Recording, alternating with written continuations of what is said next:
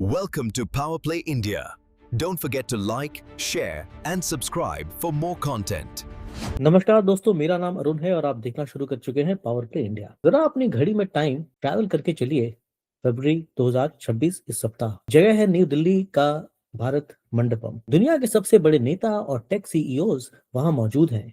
एक तरफ Bharat AI super power बनने का जश्न मना रहा है और ठीक उसी वक्त मंडपम के अंदर एक ऐसा विरोध प्रदर्शन होता है जिसने सबको चौंका दिया। शर्टलेस प्रोटेस्ट और एप्स्टीन फाइल्स के नारे। क्या भारत सच में एक सॉवरेन एआई लीडर बन रहा है या हम एक डेटा कॉलोनी बनने जा रहे हैं? आज के वीडियो में हम डिकोड करेंगे इंडिया एआई इम्पैक्ट समिट 2026 की पूरी कहानी। चलिए शुरू करते हैं। दोस्तों, 16 से 20 फरवरी 2026 के बीच दिल्ली के भारत मंडपम में कुछ ऐसा हुआ जो इतिहास में दर्ज हो गया है। अब तक दुनिया में एआई पर जो भी बात होती थी वो बात होती थी एआई से डरो, ये दुनिया खत्म कर देगा, वगैरह वगैरह, एग्जिस्टेंशियल रिस्क। लेकिन भारत ने इस नैरेटिव को पूरी तरह पलट दिया। भारत ने कहा हम डरना नहीं चाहते, हमें डरना नहीं है, हमें इम्पैक्ट चाहिए। हमें देखना है कि एआई से गरीब का पेट कैसे भरेगा और बीमार का इलाज कैसे होगा। इसे कहा गया टेक्नो गांधीयन विजन। यह सिर्फ एक इवेंट नहीं था, यह ग्लोबल साउथ का ऐलान था कि अब एआई के नियम सिर्फ अमेरिका या यूरोप या चाइना नहीं बनाएगा, भारत भी हाई टेबल पर बैठा है। लेकिन जैसा मैंने कहा, यह बड़ी कहानी में एक ट्विस्ट भी होता है और यहाँ वो ट्विस्ट था डोमेस्टिक पॉलिटिक्स का भारी क्लेश। इसके बारे में हम आगे बात करेंगे। अब सवाल यह है कि भारत का एआई मॉडल अमेरिका से अलग कैसे है। इसके लिए भारत ने अपनी संस्कृति का सहारा लिया और दिए 3 सूत्र और 7 चक्र। सुनने में ये आध्यात्मिक लगता है लेकिन यह बहुत प्रैक्टिकल है। 3 सूत्र है पीपल, यानी एआई मशीन के लिए नहीं, इंसान की डिग्निटी गरिमा के लिए हो। दूसरा प्लैनेट, एआई ऐसा हो जो पर्यावरण को नुकसान न पहुंचाए बल्कि क्लाइमेट चेंज से लड़ने में मदद करे। और तीसरा प्रोग्रेस, तरक्की सिर्फ अमीरों की नहीं, सबकी होनी चाहिए। इसे कहते हैं ब्रिजिंग द एआई डिवाइड। इसके साथ 3 चक्र थे जो अलग अलग थीम्स थे, जैसे human capital, skilling, safe AI और डेमोक्रेटाइजिंग रिसोर्सेज। यानी मकसद साफ था, एआई फॉर स्पीड नहीं, एआई फॉर पर्पस। विजन तो ठीक है दोस्तों, लेकिन एआई हवा में नहीं चलता, उसे चाहिए कंप्यूट पावर, यानी बहुत सारे सुपर पावरफुल कंप्यूटर चिप्स।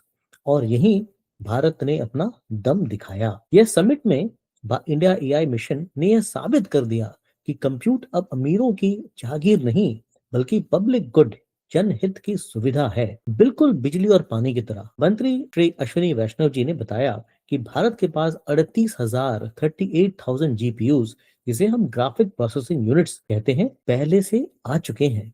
और मजे की बात सुनिए, जहां दुनिया में ये बहुत महंगे हैं, भारत में स्टार्टअप्स और रिसर्चर्स को ये सिर्फ 65 रुपए प्रति घंटा सस्ती दर पर मिल रही है। इतना ही नहीं, एनवीडिया और योटा के साथ मिलकर भारत गीगावाट स्केल की एआई फैक्ट्रीज बना रहा है।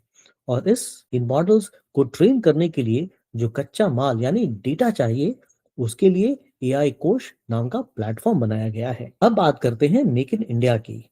ये सिर्फ दूसरों का एआई यूज नहीं कर रहे, अपना बना रहे हैं। इसे कहते हैं सॉवरेन एआई, यानी भारत के लिए एआई। आईआईटी बॉम्बे और सरकार ने मिलकर लॉन्च किया भारत जन परम 2। दोस्तों, यह कोई छोटा मोटा मॉडल नहीं है, यह 17 बिलियन पैरामीटर्स वाला मॉडल है। इसकी खासियत है इसकी मिक्सचर ऑफ एक्सपर्ट्स टेक्नोलॉजी, यानी यह कम पावर में भी बहुत स्मार्ट है। सबसे जरूरी बात, यह भारत की सभी 22 अनुसूचित भाषाओं यानी शेड्यूल्ड लैंग्वेजेस में काम करता है। सरकार ने इस पर 1235 करोड़ रुपए लगाए हैं। सोचिए, एक किसान अपनी भाषा में खेती की सलाह ले रहा है और वो सलाह कैलिफोर्निया का सर्वर नहीं बल्कि भारत में अपना परम 2 दे रहा है। सिर्फ सरकार ही नहीं, भारत की प्राइवेट कंपनियों ने भी कमाल कर दिया है। 2 नाम आपको याद रखने चाहिए, सर्वम एआई और ज्ञानी एआई। सर्वम एआई ने लॉन्च की विक्रम सीरीज, विक्रम 105B। ये मॉडल्स डीपसीक जैसे बड़े मॉडल्स को टक्कर देते हैं, लेकिन इनका असली जादू यह है कि ये साधारण फीचर फोन्स यानी बटन वाले फोन पर भी चल सकते हैं। सोचिए, गांव में बैठा व्यक्ति बिना इंटरनेट या स्मार्टफोन के एआई यूज कर रहा है। वहीं ज्ञानी डॉट एआई ने इंडिया वॉइस ओएस बनाया, यह वॉइस टू वॉइस मॉडल है, यानी आप बोले और एआई तुरंत जवाब दे, बिना उसे टेक्स्ट में टाइप किए। ये हिंदी या तमिल के इमोशंस और लहजे को भी समझता है, जो विदेशी एआई नहीं कर पाए। 19 फरवरी को प्रधानमंत्री श्री मोदी जी ने स्टेज संभाला और दुनिया को दिया मानव डॉक्ट्रिन। अब मानव क्या है? मानव का मतलब है एम इज फॉर मोरल यानी नैतिक, ए अकाउंटेबल जवाबदेह है, एन नेशनल सॉवरेनिटी, ए एक्सेसिबल और वी वैलिड यानी वैध। पीएम मोदी जी ने कहा कि यह इतिहास का एक टर्निंग पॉइंट है। जिसे कभी बिजली की खोज हुई थी, वहां एक बहुत ही फ्यूचरिस्टिक नजारा देखने को मिला। पीएम हिंदी में बोल भाषण दे रहे थे और एआई रियल टाइम में उसे साइन लैंग्वेज में बदल रहा था, ताकि सुन न सकने वाले लोग भी उसे समझ सकें। वहां फ्रांस के राष्ट्रपति मैक्रोन और ब्राजील के लूला जैसे दिग्गज भी मौजूद थे, जो दिखा रहा था कि भारत अब एआई डिप्लोमेसी का केंद्र बन चुका है। दोस्तों, टेक्नोलॉजी आज की जियोपॉलिटिक्स है। समिट के 5वें दिन भारत ने एक बड़ा फैसला लिया। भारत ने अमेरिका के नेतृत्व वाले पैक्स सिलिका गठबंधन को ज्वाइन किया। सिलिका मतलब सिलिकॉन चिप्स। इसका मकसद क्या है? चीन पर निर्भरता खत्म करना। भारत और अमेरिका मिलकर अब क्रिटिकल मिनरल्स और सुपर कंडक्टर्स की सप्लाई चेन को कंट्रोल करेंगे। ये सिर्फ व्यापार नहीं है दोस्तों, ये सुरक्षा का मामला है। भारत अब उस हाई टेबल पर है जहां यह तय होता है कि भविष्य की टेक्नोलॉजी किसके पास होगी। साथ ही गूगल, ओपन एआई और माइक्रोसॉफ्ट जैसी अमेरिकी कंपनियों ने भी New Delhi frontier AI commitments sign किए, यानी ये अब ग्लोबल साउथ की भाषाओं और कल्चर का सम्मान करेंगे। अब आते हैं दोस्तों कहानी के उस हिस्से पर जिसने सबको हिला दिया। जहां एक तरफ तालियां बज रही थी, वहीं दूसरी तरफ इंडियन यूथ कांग्रेस ने भारत मंडपम के अंदर एक शर्टलेस प्रोटेस्ट यानी बिना शर्ट के प्रदर्शन कर दिया। आप सोचेंगे बिना शर्ट के क्यों? उनका कहना है कि यह सरकार के विश्वासघात को एक्सपोज करने का तरीका है। प्रदर्शनकारियों ने हाथों में पोस्टर थे जिन पर लिखा था पीएम इज कॉम्प्रोमाइज्ड। उन्होंने आरोप लगाए कि पीएम मोदी एप्स्टीन फाइल्स और अमेरिका के दबाव में है और देश को ब्लैकमेल किया जा रहा है। पुलिस ने तुरंत एक्शन लिया और 10 लोगों को हिरासत में लिया, लेकिन तब तक यह खबर आग की तरफ फैल चुकी थी। विपक्ष के नेता श्री राहुल गांधी जी ने इस विरोध को एक अलग ही लेवल पर समझाया। उन्होंने संसद में एक जू जिजित्सु का उदाहरण दिया। जू जिजित्सु एक मार्शल आर्ट है जिसमें अपोनेंट को जकड़ लिया जाता है। राहुल गांधी का कहना था कि पीएम मोदी ग्रिप्स और चोक्स में फंसे हुए हैं। एक तरफ बॉर्डर पर चीन बैठा है, दूसरी तरफ अमेरिका ट्रेड डील्स के जरिए दबाव बना रहा है। विपक्ष का सबसे बड़ा आरोप यह है कि भारत एक डेटा कॉलोनी बन रहा है। जैसे अंग्रेज यहाँ से कपास ले जाते थे और कपड़े बेचते थे, वैसे ही आज हमारा डेटा, जो नया तेल है, अमेरिका जा रहा है ऑलमोस्ट फ्री, और हमें वापस एआई बेचा जा रहा है। क्या यह हमारी सॉवरेनिटी पर धक्का है? यह एक बड़ा सवाल खड़ा हुआ। इन सब विवादों के बीच डीप फेक्स और फेक न्यूज एक बड़ा खतरा है। मंत्री श्री अश्विनी वैष्णव जी ने कहा कि सिर्फ कानून बनाने से काम नहीं चलेगा, हमें टेक्नो लीगल अप्रोच चाहिए, यानी टेक्नोलॉजी से ही टेक्नोलॉजी को काटना होगा। 20 फरवरी 2026 से नए आईटी रूल्स लागू हो गए हैं।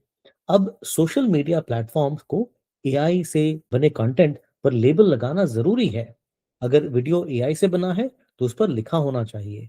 भारत ने अपना India AI safety institute AISAI भी बनाया है, ताकि हम इनोवेशन को रोके बिना उसे सुरक्षित बना सकें। राजनीति अपनी जगह है, लेकिन आम आदमी को क्या मिला? समिट में किसान ई मित्र जैसे टूल्स दिखाए गए। यह एक एआई चैटबॉट है जो 11 भाषाओं में किसान से बात करता है और उन्हें सरकारी योजनाओं की जानकारी देता है। हेल्थ में एआई का यूज करके रिमोट एरियाज में ड्रोन से दवाइयां और स्कैनिंग की सुविधा दी जा रही है। एजुकेशन में हर बच्चे के लिए उसकी रफ्तार के हिसाब से पर्सनलाइज्ड लर्निंग हो रही है। खासकर एआई बाय हर जैसे प्रोग्राम्स में गांव की महिलाओं को क्रिएटिव इकोनॉमी से जोड़ा जा रहा है। तो दोस्तों, अंत में निष्कर्ष क्या निकला? इंडिया एआई इम्पैक्ट समिट 2026 एक इन्फ्लेक्शन पॉइंट था। एक तरफ भारत में दुनिया को दिखाया है कि हमारे पास 2 नैनोमीटर चिप डिजाइन करने वाले इंजीनियर्स हैं और हम $200 बिलियन का निवेश ला रहे हैं। हम अब कंज्यूमर नहीं, क्रिएटर हैं। लेकिन दूसरी तरफ डेटा कॉलोनी बनने का डर और डोमेस्टिक पॉलिटिक्स की कड़वाहट भी उतनी ही सच है। क्या भारत अपनी सॉवरेन इंटेलिजेंस को बचा पाएगा या हम ग्लोबल पावर्स के खेल में सिर्फ एक मोहरा बनकर रह जाएंगे? लेकिन एक बात तय है दोस्तों, एआई के भविष्य की सीक्रेट अब सिर्फ सिलिकॉन वैली में नहीं, बल्कि भारत, नई दिल्ली, बैंगलोर और भारत के कई ऐसे शहरों और गांवों में भी लिखी जा रही है। आपको क्या लगता है, क्या हमारा डेटा सुरक्षित है? कमेंट्स में हमें लिखकर बताएं। और अगर वीडियो पसंद आया तो लाइक, शेयर और सब्सक्राइब जरूर करें। दोस्तों, इसके साथ ही पावर प्ले इंडिया देखने के लिए बहुत बहुत धन्यवाद।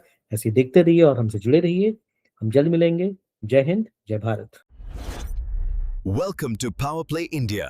Don't forget to like, share, and subscribe for more content.